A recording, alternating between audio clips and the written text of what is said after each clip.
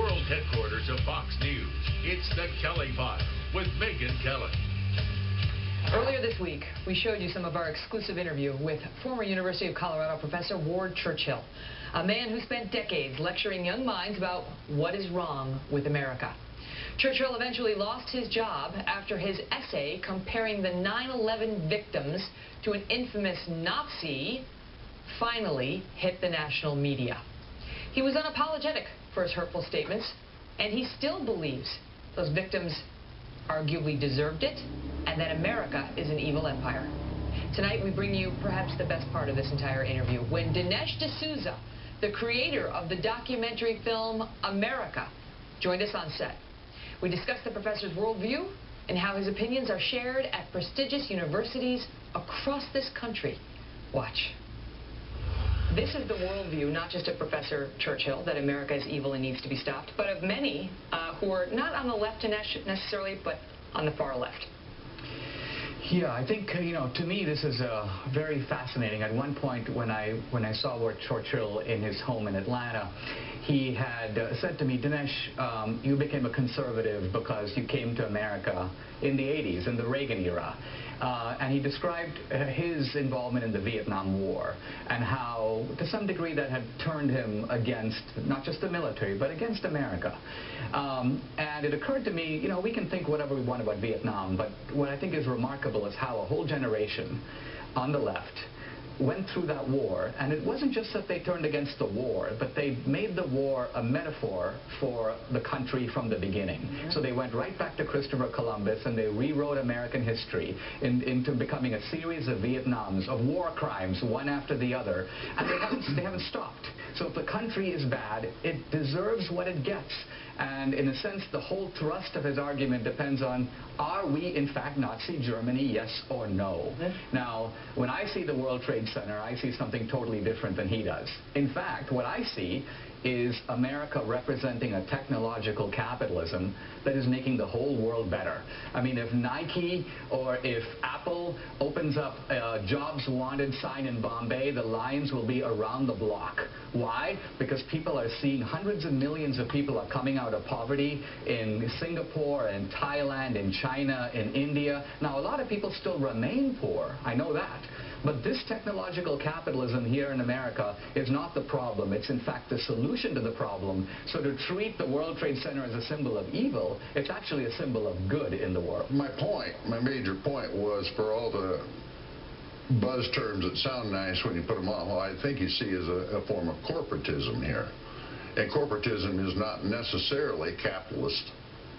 Corporatism could be fascist. For example, Mussolini was a corporatist. Okay, it could be state corporatism, as in the Soviet Union. That's independent of the ideology you frame it in, and certainly we don't have a free market. Is there anything good about America?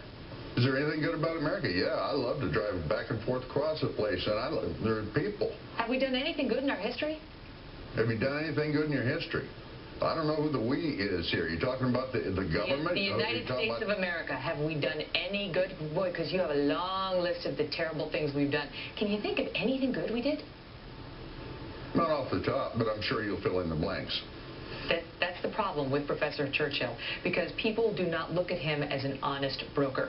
When you cannot offer one thing, maybe liberating Europe, maybe ending World War II. I mean, nothing. Maybe fighting a war to end slavery. I think there were 27 million Soviets who died during that war that had a little more to liberating Europe, if that's what you want to talk about. You're making my point, sir. Right, but the Soviet Union was directly invaded, so they were merely protecting themselves and fighting the Nazis. They were perfectly happy to be allied with the Nazis before that, you remember? I do remember. And as for the United States not only liberated Europe, but rebuilt Europe. And so former enemies, Germany and Japan, which were against us, are now friends. And I'm familiar with the history. Every year, tens of millions of people try to come to the United States. Yeah. They try to come. And if we lifted the curtains, more would come. Half the world would come here. Now, they're coming here, voting with their feet, leaving everything that matters to them behind.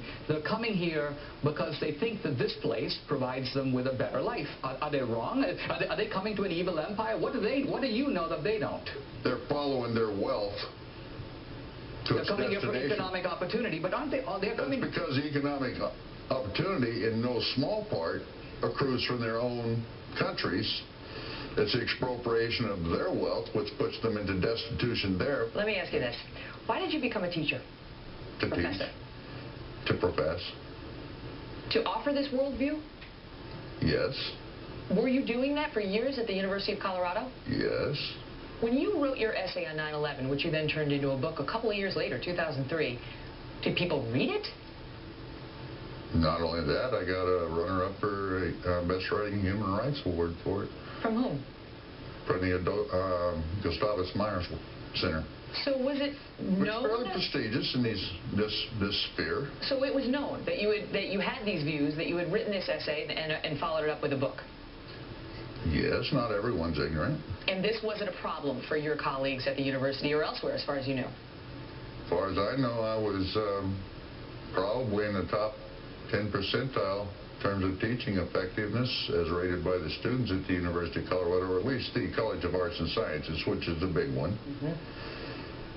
I'd won the Thomas Jefferson Award. I'd won the President's University Service Award. After this essay? Oh, no. Oh, no. That's what I'm asking. After the essay and once people had read it, prior to it becoming a national story, was it accepted? Were people objecting to it? Was there anything within the academic community that suggested to you people had read it and did not have a problem with it?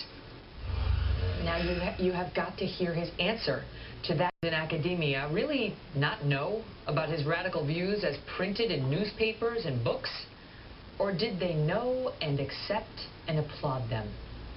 Was there anything within the academic community that suggested to you people had read it and did not have a problem with it? Yeah.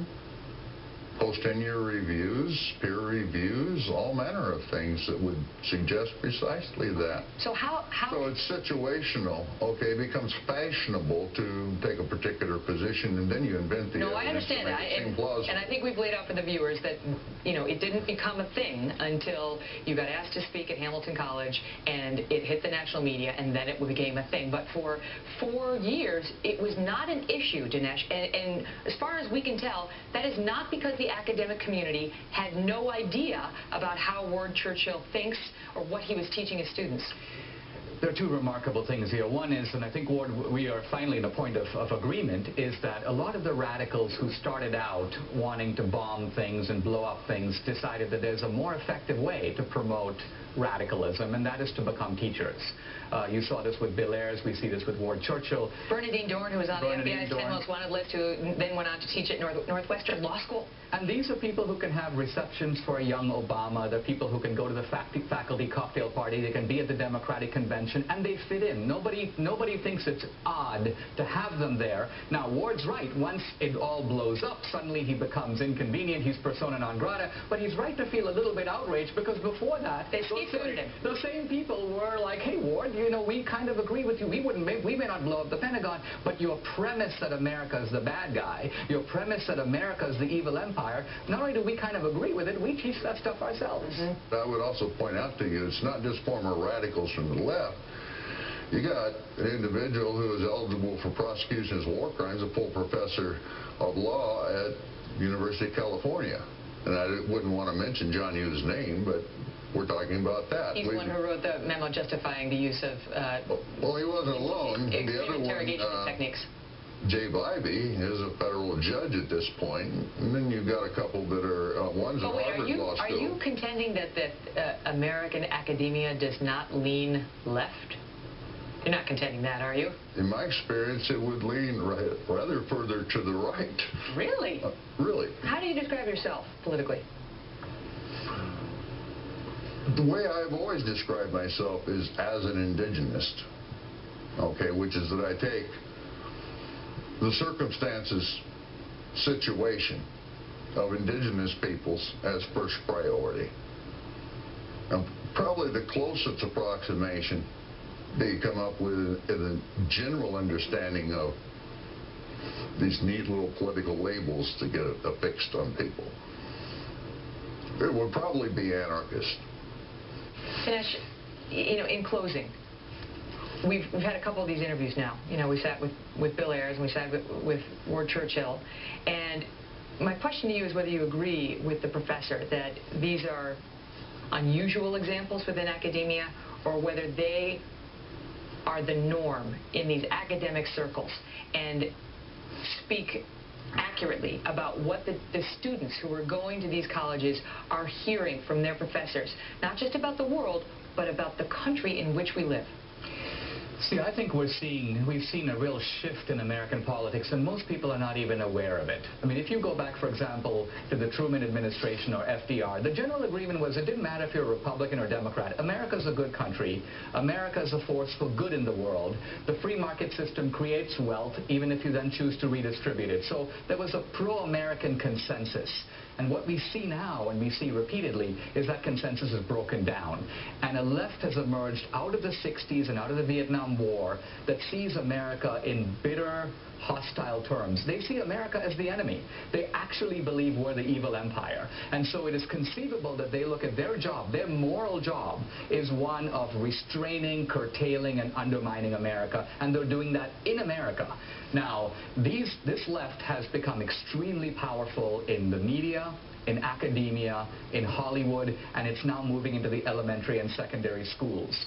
And the conservatives are all focused on the election. Who's going to take the Senate? Who's going to win in 2016? Not realizing that the culture, the high ground of the culture is being occupied very powerfully by the left. And it's a left in which Ward Churchill is not the mainstream, but he's a perfectly respectable part of it, and has been for 30 years. That's why guys like Ward and Bill Ayers are surprised when they become controversial figures, because they've been inhabiting an academic environment very comfortably, and it's not until the bee gets out of the bottle and people go, whoa, then they go, whoa. We can't believe that people are shocked because we've been saying all this for a long time and nobody raised an objection.